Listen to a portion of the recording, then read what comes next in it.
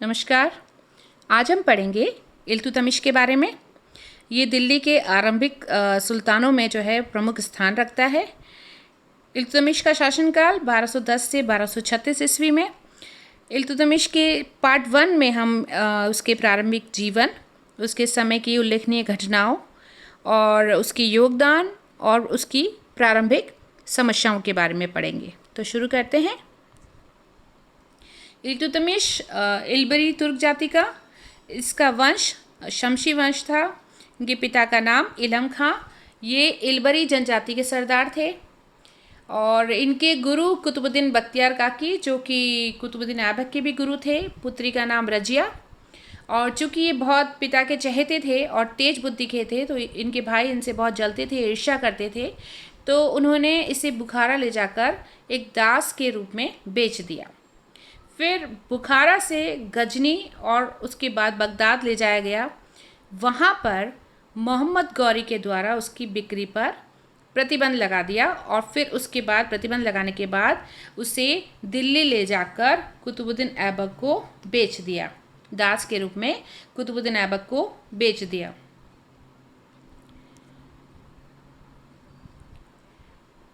अब उसके जीवन की उल्लेखनीय घटनाएं यहाँ से शुरू होती हैं। ऐबक द्वारा उसे दास के रूप में खरीदा गया। उसके बाद वो ऐबक का विश्वास पात्र बन गया। तब इस ऐबक ने इल्तुतमिश को सर जानदार यानी शाही अंगरक्षकों का सरदार नियुक्त किया और अमीर शिकार, जो अमीर शिकार होता था, शाही शिकार का प्रबंध करने वाला, इन पदों पर उसको स्थापित किया जब वह ऐबक का विश्वास पात्र बन गया। 1200 ईस्वी में उसे ग्वालियर का अमीर बना दिया गया। उसके बाद उसने ग्वालियर बरन बदायूं के इक़्तिदार के रूप में भी कार्य किया। उसके बाद खोखरों के विरुद्ध अभियान में इल्तुतमिश ने जो वीरता दिखाई, उसको देखकर 1205 ईस्वी में कुतुबुद्दीन ऐबक ने उसे दासता से मुक्त कर दिया, फ्री कर दिया। उसके बाद उसे बदायूं का प्रशासक नियुक्त किया। बाद में ऐबक ने अपनी एक पुत्री का विवाह भी इल्तुतमिश के साथ कर दिया। फिर उसका राज्यारोहण का कैसे हुआ? जब ऐबक की मृत्यु के बाद उसका पुत्र, ऐबक का पुत्र आराम शाह सुल्तान बना। वो सुल्तान जो रहा केवल 8 महीने तक ही रहा। दिल्ली के जो तुर्क अमीर थे, उनकी सलाह पर इल्तुतमिश ने आराम शाह को मार दिया और 1210 ईस्वी में दिल्ली में ऐबक वंश की जगह इल्बरी वंश के शासन को प्रारंभ किया इल्तुतमिश ने। उसका योगदान क्या रहा सल्तनत के लिए? लाहौर के स्थान पे सबसे पहला काम उसने लाहौर के स्थान पर अपनी राजधानी को ले गया, वो दिल्ली को राजधानी बनाया और उत्तरी भारत के शासन को संभाला। दूसरा महत्वपूर्ण कार्य किया उसने, सल्तनत के 3 महत्वपूर्ण अंग, एकता, सेना और मुद्रा प्रणाली का गठन किया। उसने नए सिक्के चलाए। चांदी का टंका और तांबे का सिक्का था, उसे कहते थे जीतल। उसका जो प्रारंभ किया वो इल्तुतमिश ने ही किया। ये कई बार कंपटीशन एग्जाम में पूछते हैं कि इल्तुतमिश ने कौन से सिक्के जारी किए, तो चांदी का टंका और तांबे का जीतल। ये चांदी का टंका इस तरीके से दिखता है जैसा आप पिक्चर में देख रहे हैं, अभी स्क्रीन पर देख रहे हैं। चांदी का टंका इस तरीके से दिखता है। तांबे का जीतल ये इस तरीके से दिखता है। इसमें राज्य चिन्ह, डेट, जो कि फारसी भाषा में लिखा हुआ है, उर्दू भाषा में लिखा है। इल्तुतमिश की प्रारंभिक समस्याएं क्या थी?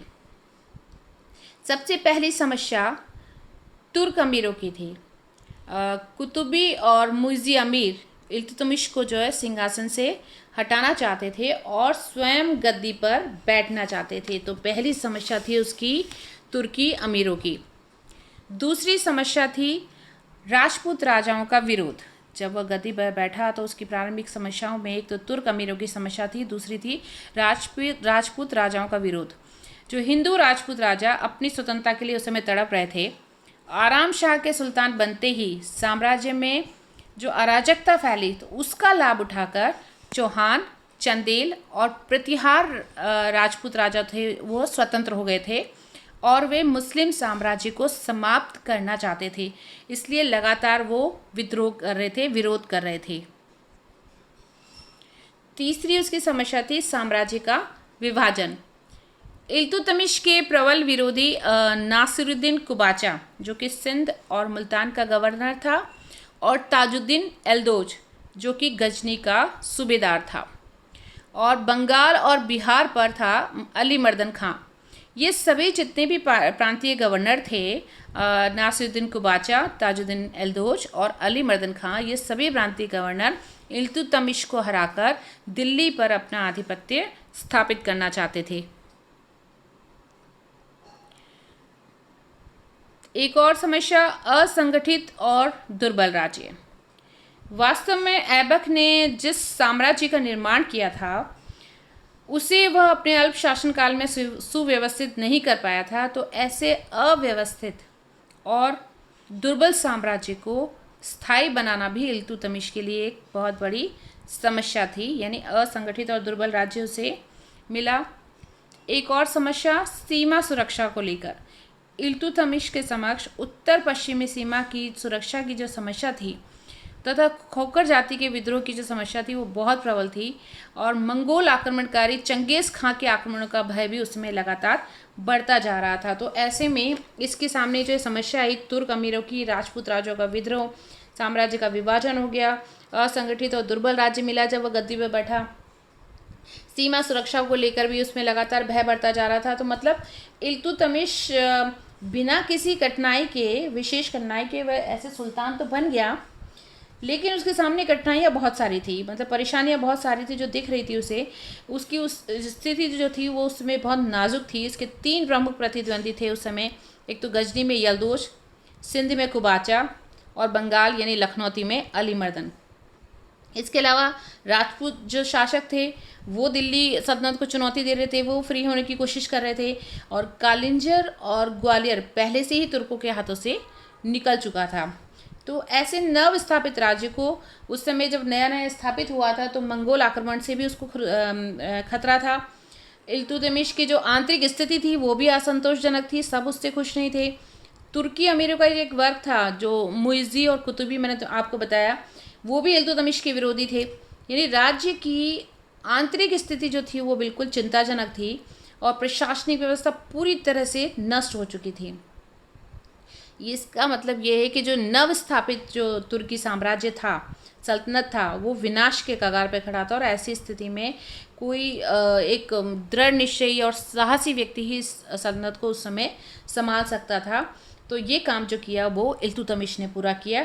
इसी कारण से उसको अनेक विद्वान भारत में तुर्की सल्तनत का वास्तविक संस्थापक जो है वो इल्तुतमिश को मानते हैं। तो इस पार्ट में हम इतना ही पढ़ेंगे। भाग 2 में हम इल्तुतमिश की समस्याओं का समाधान, इल्तुतमिश ने जो ये समस्याएं उसके सामने थी उनका समाधान कैसे किया, और इल्तुतमिश की उपलब्धियों के बारे में। Thank you.